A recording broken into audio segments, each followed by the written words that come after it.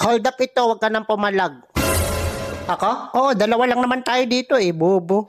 Mamili ka, pera o buhay mo. Wala bang ibang choices yan?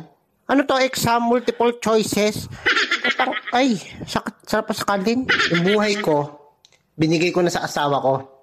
Yung pera ko, kinuha na rin niya. Hold upper ka ba o nang-aasar? Wala ganun? Hindi ka binibigyan ng pera? Nang-aasar ka yata eh. Oh, sorry na. Hindi ko naman alam eh. Pagod ako. Galing ako overtime oh. Pag sahod ko, wala ako nakukuha. Tapos, wala ganun? Kahit pamasahe? Ha? Pag mag-hold up ka, huwag ka na mag-asar. Grabe naman affected mo. Saka ako hold upin mo, yung walang asawa, walang pamilya, ganun. Ano yun? Tatanungin ko muna kung may asawa o wala. May issue dyan. O ito. May iyak ka na eh. Pag hold up lang, walang asaran. Hindi ko naman alam eh. Ang iinis ka eh. Sige, sa susunod tatanungin ko kasi. Nabubuli ka pa eh. Nag-hold up ka na, nabubuli ka pa.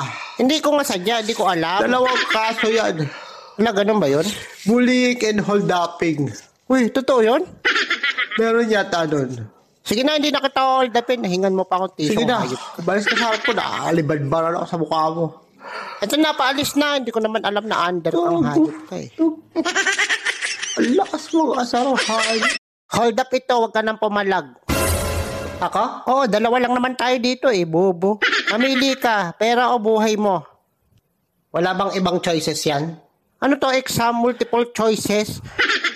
Ay, sarap sa kalin. Yung buhay ko, binigay ko na sa asawa ko.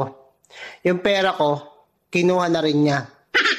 Hold upper ka ba o nang-aasar? Wala ganun? Hindi ka binibigyan ng pera? Nang-aasar ka yata eh. Oh, sorry na. Hindi ko naman alam eh. Pagod ako. Galing ako overtime oh. Pag sahod ko, wala ako nakukuha. Tapos, wala ganun? Kahit pamasahe? Ha? Pag mag-hold up ka, huwag ka na mag-asar.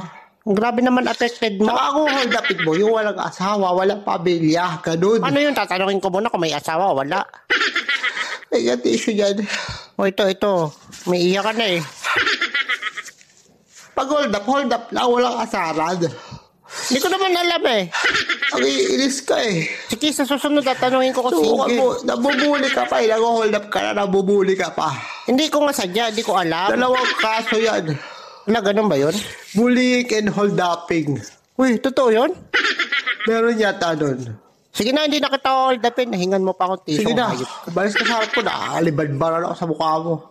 Ito na, paalis na. Hindi ko naman alam.